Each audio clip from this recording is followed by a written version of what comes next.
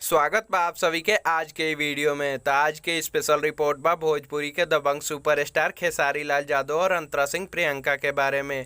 Video शुरू करे से पहले आप सभी के बता दी कि अगर वीडियो अच्छा लगी तो लाइक करें और शेयर करें। आप सभी के बता दी कि भोजपुरी के दबंग सुपरस्टार खेसारी लाल यादव और अंतरा सिंह प्रियंका के आप सभी के बीच में बहुत ही शानदार और ज़बरदस्त गाना आवे वाला बा, जौना गाना के नाम बा रखले बानी नंबर। ये गाना के गौले बाड़े खेसारी लाल यादव और अंतरा सिंह प्रियंका जी, और ये गाना के लिखले बाड़े सोनू सुधाकर जी, जे कि ऐसे पहले मौगी खेले पबजी के भी लिखले रहे, जौन की काफ़ी बवाल मचैलक।